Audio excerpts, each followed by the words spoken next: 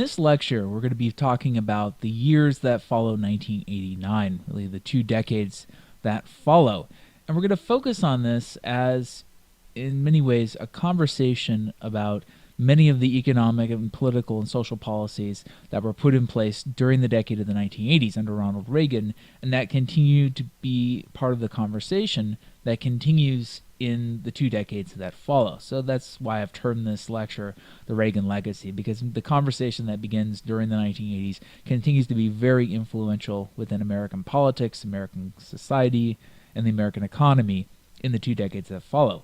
In this lecture, we're going to talk about the presidencies of George H.W. Bush, who follows Ronald Reagan, talk about the presidency of Bill Clinton, the presidency of George W. Bush, and then briefly about the election of Barack Obama as president in 2008, and sort of the broader, sort of sum up with the broader impact of the policies of really the last 70 years or so on America's relationship with the broader global community. Reagan's legacy, certainly we have to talk about, and we mentioned this in the previous lecture, there are a number of conversations, or a number of sort of political and economic ideas that he and his supporters really promote that continue to be a part of the conversation long after Reagan leaves office. One of these is his critique of big government. This idea that government was too big, it needed to be smaller, taxes were too high, they needed to be lower, the government shouldn't be everything to everyone. And so in the 2 decades that follow Reagan's time in office, the issues of tax cuts, big government, as I already mentioned here, and kind of pro-business government policies become very, very important. It becomes something that almost pretty much every politician is engaged with, either agreeing with these or disagreeing with these.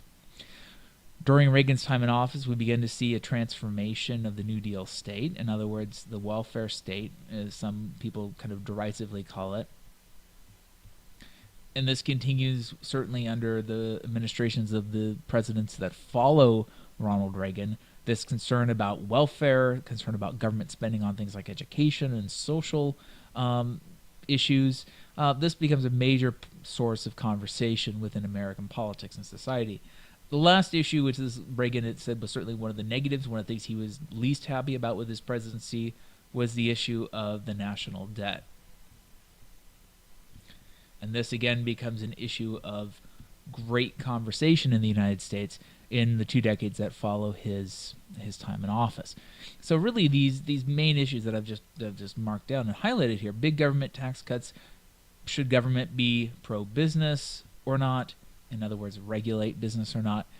What was the role of the New Deal state, of the welfare state, quote unquote, and the national debt? What was the role of the national debt within American politics and the American economy?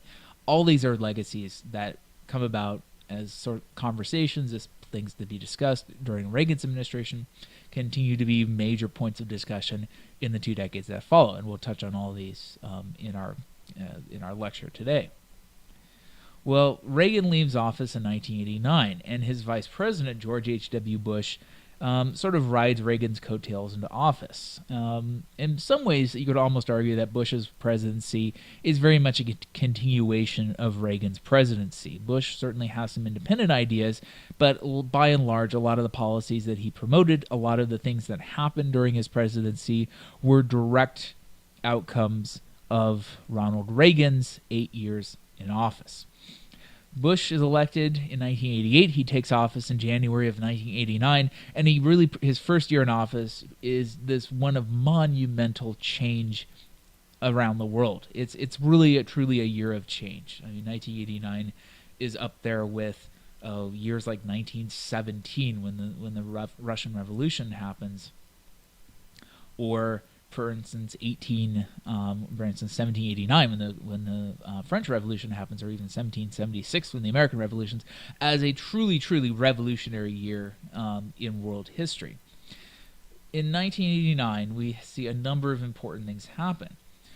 Beginning in the spring, pro-democracy demonstrations begin to break out throughout Eastern Europe and these communist states that have been under very, very tight communist control since the end of World War II. In places like Eastern Europe and East Germany, Czechoslovakia, Poland, begin to see increasing demonstrations in terms of pro-democracy taking place. In China, Chinese students and others gather in Tiananmen Square.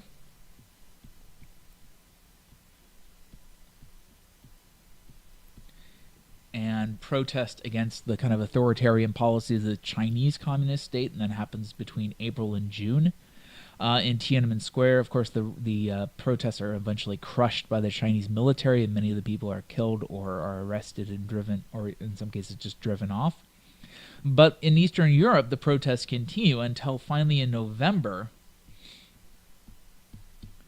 the states begin to respond. In November of 1989, the eastern half of Germany, East Germany, protests continue. Some of East Germany's neighbors eventually just say that they're not going to restrict passage of East Germans between the East and the West, and suddenly, in a way, sort of the walls start coming down that the Iron Curtain had put into place in the 1940s because of Stalin and other communist policies, and suddenly Eastern Europe's looking a lot less like the Iron Curtain and suddenly looking like it's more open.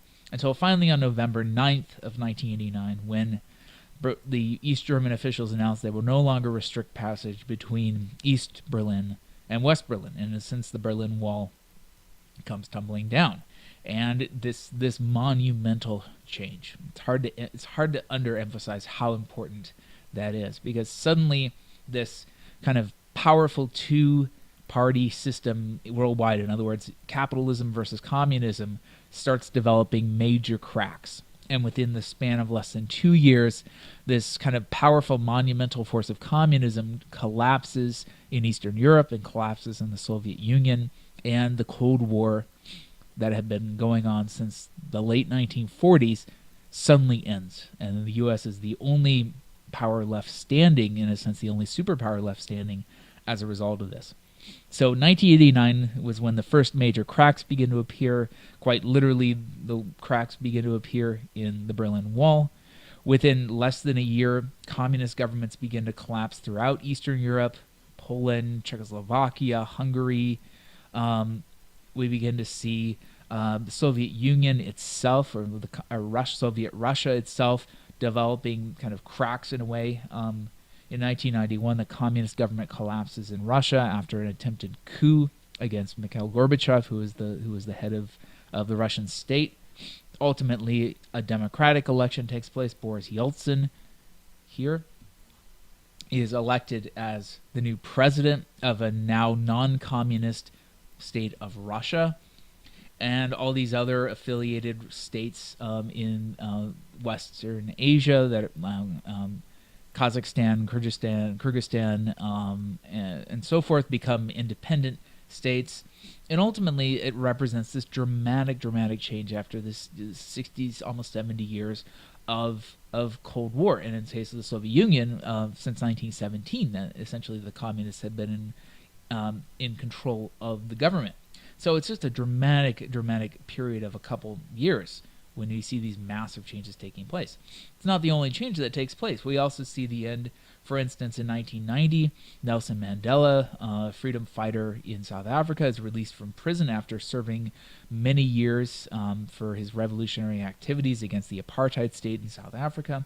4 years later, he's elected president of South Africa and helps oversee the end of the apartheid regime, this racially segregated regime that had confined black Africans to these impoverished townships that had privileged white people living in South Africa. And again, it's a monumental shift that takes place in this nation. We also see changes taking place in Latin and South America. Many of these military governments that had taken control in the 70s and early 80s accept democracy, and they allow free elections to take place, and we have democratically elected officials taking over in nations like Chile, Brazil, Argentina, places like Nicaragua, and it's just a dramatic boost for democracy in this few short years of the early 1990s. Now, of course, change doesn't happen without conflict. And in 1990-91, the U.S., for the first time since the Vietnam War, becomes involved in a major military conflict overseas, and the so-called Gulf War of 1990-91. And really the first major post-Cold War military crisis that the United States would face. Of course, this war came about mainly out of U.S. interest in maintaining a supply of oil coming out of the Middle East when Saddam Hussein, the president of Iraq, invaded his neighbor of Kuwait, which had a huge amount of oil reserved, and it also put Saudi Arabia with its huge oil reserves under threat. And the United States responds by going before the United Nations and organizing a United Nations effort to defend Saudi Arabia and ultimately to order Saddam Hussein to leave Kuwait. And this takes place as part of two efforts organized by the United States. The initial effort to defend Saudi Arabia, known as Desert Shield, and then the war against Iraqi troops in Kuwait that then becomes known as Desert Storm. And for the United States, it's almost the perfect war in a way. It's a war that really helps dispel many of the anxieties that had followed Vietnam. This, Vietnam syndrome that I talked about in a previous lecture. This idea that the U.S. should never commit itself to military conflict overseas because it would end badly. Well, in Desert Storm, this literally 100-hour war, lasts barely 100 hours, the advanced U.S. military troops, our military equipment and military troops with very good training, and our allies in Great Britain and elsewhere in the Middle East, launched this lightning-fast strike that isolates Kuwait and ultimately utterly destroys and defeats the Iraqi occupation troops in Kuwait. And the U.S. it chooses to stop the war at that point, not continue into Iraq, as many advocated. And it really does, as the war wraps up very, very quickly in the spring of 2001, represents this huge dramatic victory and kind of morale boost for the United States. That American troops had gone in, had done their job, had cleaned house, and had very quickly ended a military threat overseas. Now, had the election taken place, the election for president taken place right after the end of the Gulf War, it's almost certain that George H.W. Bush would have won re-election. But unfortunately, after the end of the Gulf War, the U.S. enters a period of economic recession. And this kind of short, painful economic recession really hurts Bush's re-election efforts. Bush is not very successful at sort of responding to this economic crisis. And as a result, in 1992, when the presidential election does take place, his opponent, William Jefferson Clinton, better known as Bill Clinton, is very successful on capitalizing on Bush's kind of inability to deal with the economy. One of Clinton's catchphrases that becomes very popular in this election is that it's the economy, stupid. In other words, he says Bush is ignoring the economy, and that's what's hurting the United States. So in the election of 92, Bill Clinton runs against George Bush. The wild card in this race is that there's an independent businessman, Ross Perot, who's kind of a conservative businessman, runs as an independent, very wealthy, so he finances his own campaign. Well, Perot hurts Bush's re-election efforts because he really kind of splits off enough conservative voters that it helps give Clinton the edge. Clinton campaigns as sort of a very different Democrat than previous Democrats, the last Democrat in office being Jimmy Carter.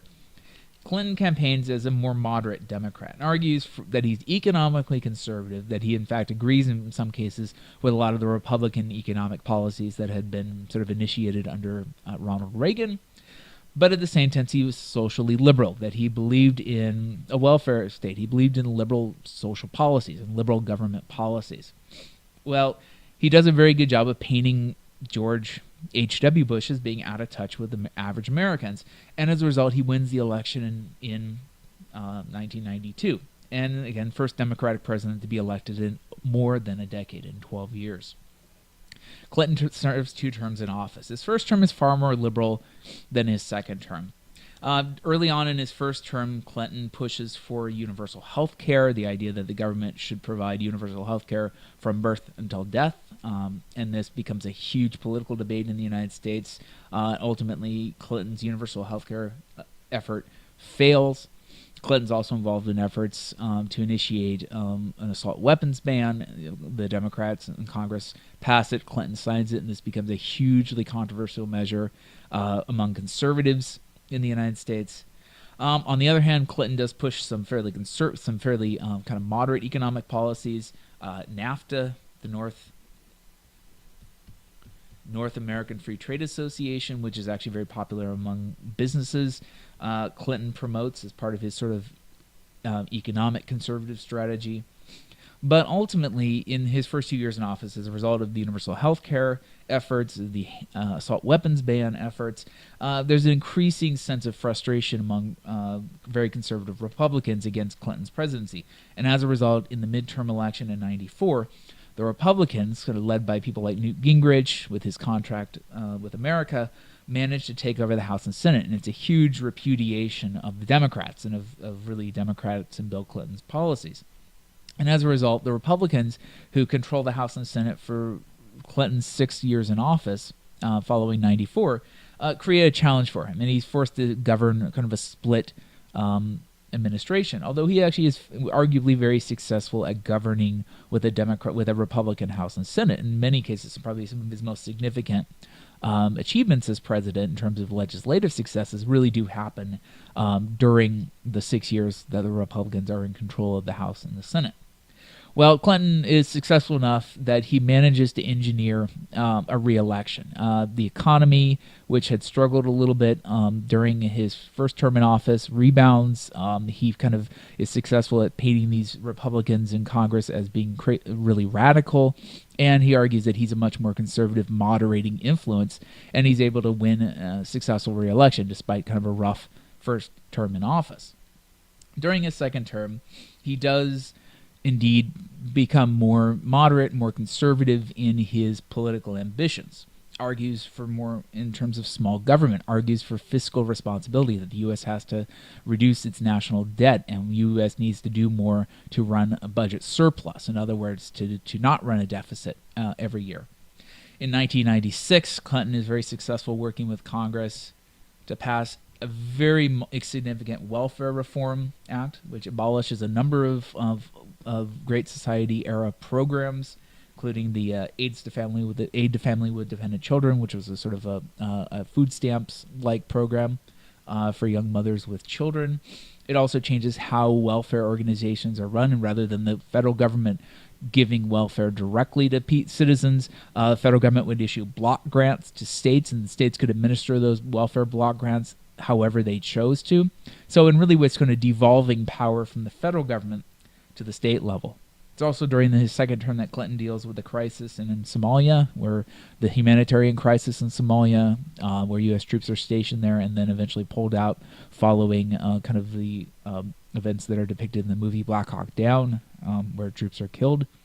And also in Yugoslavia, the humanitarian crisis in Yugoslavia that the United States and NATO, the North Atlantic Treaty Organization, becomes involved with, dealing with a crisis in Bosnia during this era.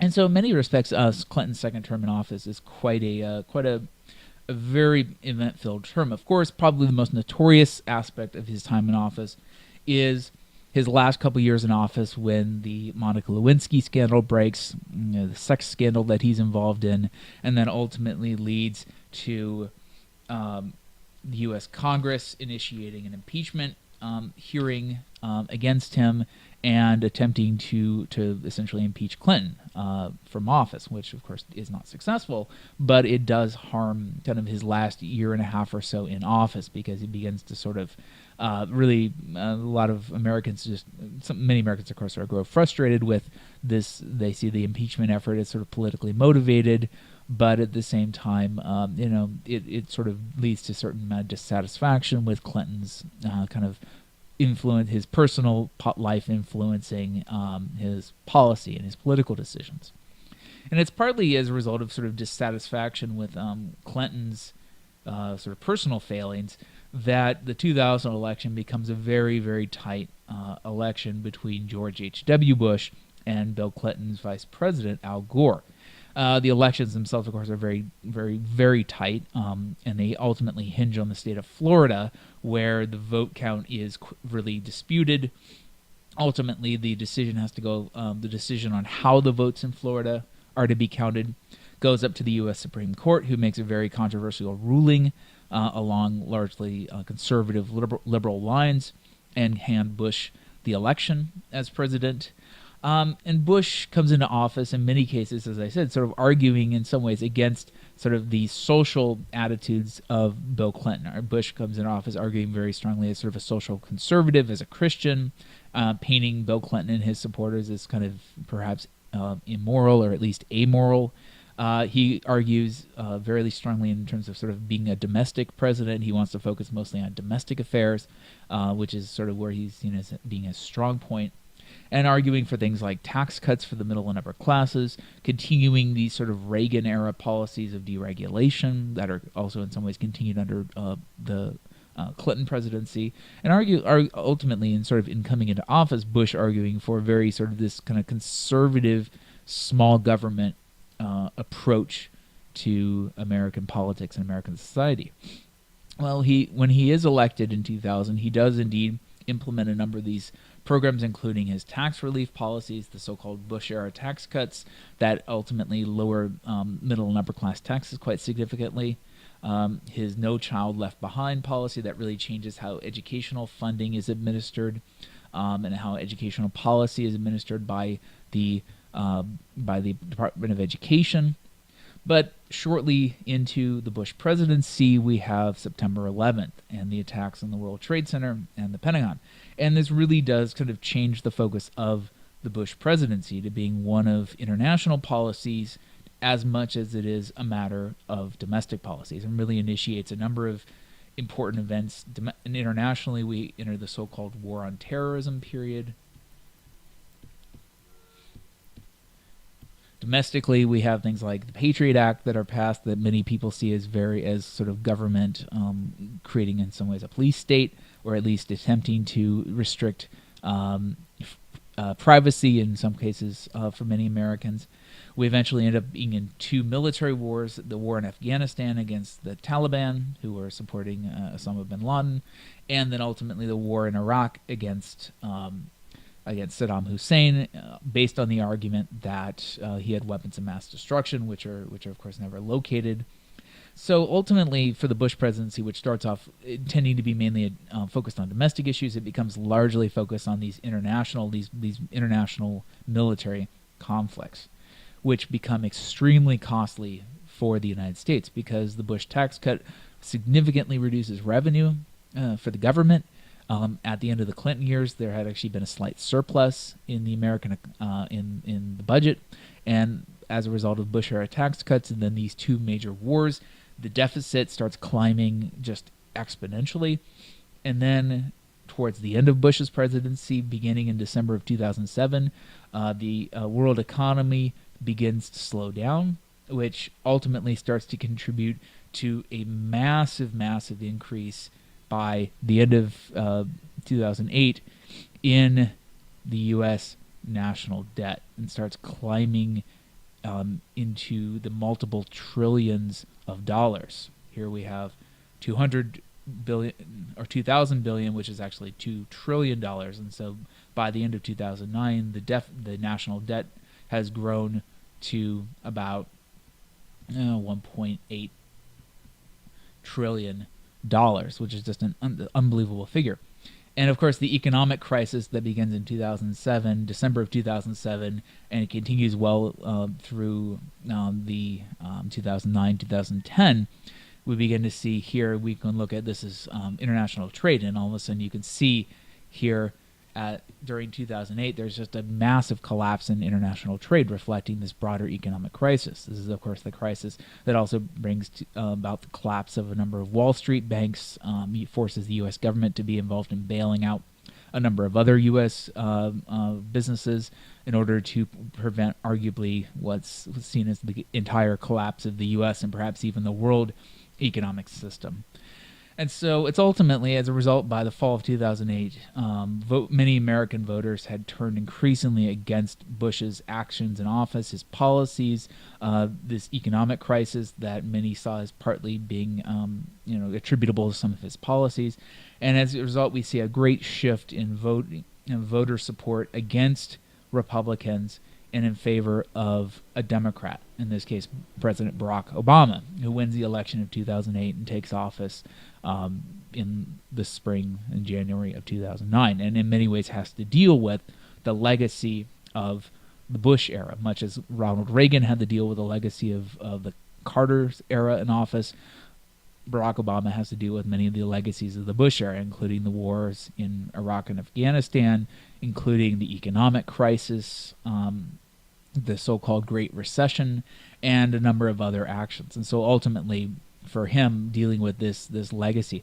But at the same time, going back to what I said at the very beginning of the lecture, also looking at it in terms that were largely framed by Ronald Reagan, this conversation about small government versus big government, this conversation about whether government should exist to provide a handout or provide social support for people, or whether government should largely let people do things on their own, conversation about taxes, conversation about debt. These are all matters that Obama inherits, and are all conversations that become a part of his administration, beginning in 2009.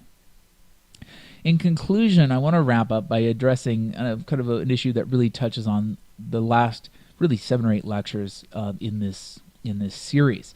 And this ultimately comes down to the question that was originally framed, or kind of a statement that was originally framed by an American publisher named Henry Luce in 1941, right before the United States becomes involved in World War II. Henry Luce published Time magazine, was involved in Life magazine as well, and he predicted in 1941 that the 20th century would be the American century. This would be the century where the United States would emerge as the most powerful, most influential nation on the face of the earth. He predicted that America would become a dominant world power politically and militarily. He argued that America would achieve a sense of cultural hegemony. Remember, hegemony means kind of influence and control, because it would be the center of manufacturing. It would make the products that people around the world would want to buy. And ultimately predicted that America would establish itself as this would be America's moment in the sun. This would be its great century. And so the question kind of is, well, did we really achieve that? It was indeed the 20th century, or the second half of the 20th century, America's century. Will America's century continue or not? Certainly, if we look at the decades that follow World War II, America was extremely successful at exporting its powerful economic, political, and social ideas to the rest of the world. American businesses became incredibly powerful after World War II. American military became incredibly powerful after World War II, and American culture became incredibly influential after the war. Let's compare. If we look at before World War II, in 1900, the United States overtook Great Britain in terms of being the world's largest manufacturer. And the U.S. had begun to slowly start exporting cultural products, things like movies, consumer goods, American lifestyle choices. But by and large, the U.S. was fairly limited in its kind of cultural influences. America was isolationist. It didn't want to be a part of the world community.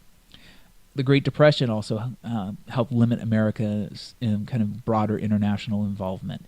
And of course, the U.S. government itself was largely indifferent to sort of how America was perceived on the world stage and was much more focused on domestic issues.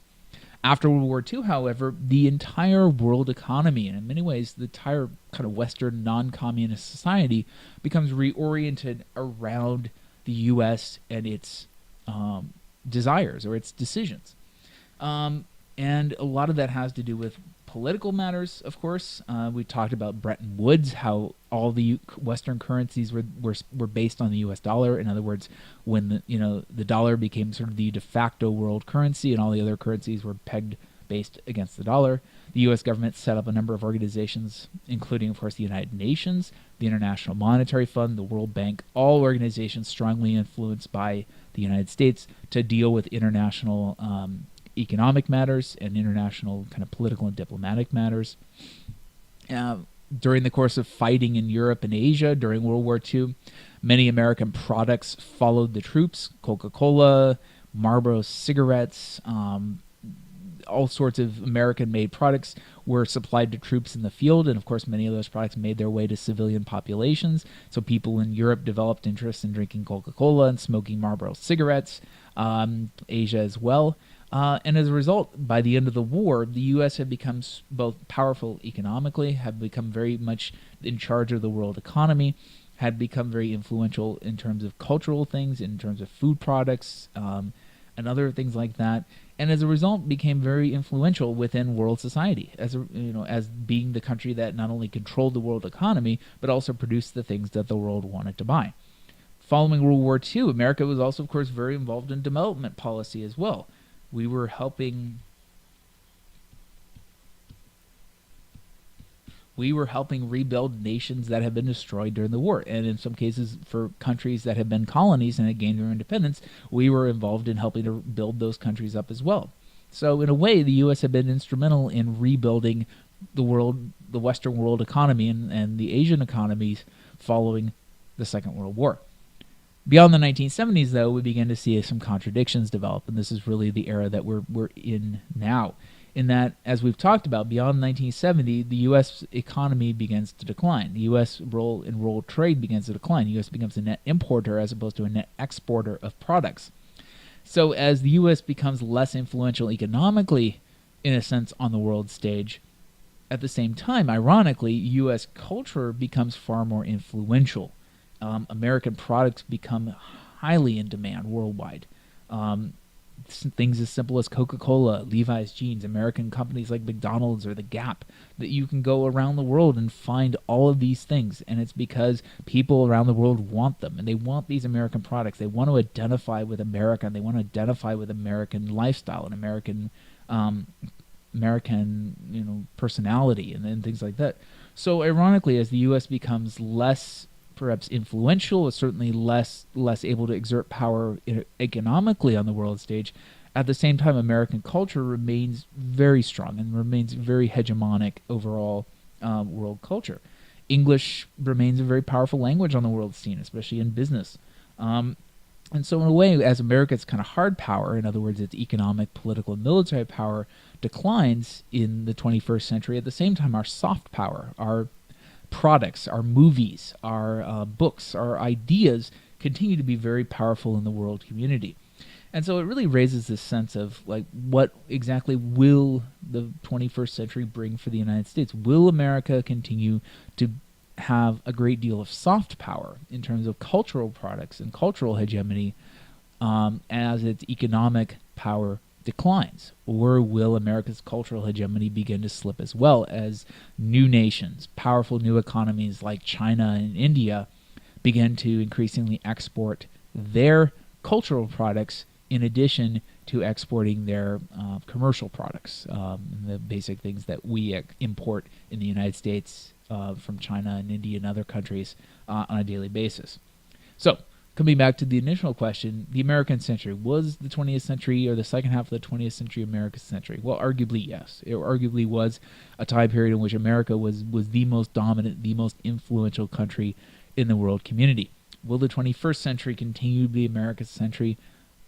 That question is largely open to interpretation. I would hesitate to make an argument, but certainly I think it's fair to say that America's cultural influence on the world community will be strong for the near future. Whether its economic influence continues is very much an open question. So with that, I'm going to wrap up this series of lectures in order to sort of talk about the history of the United States from the Civil War era to the present day.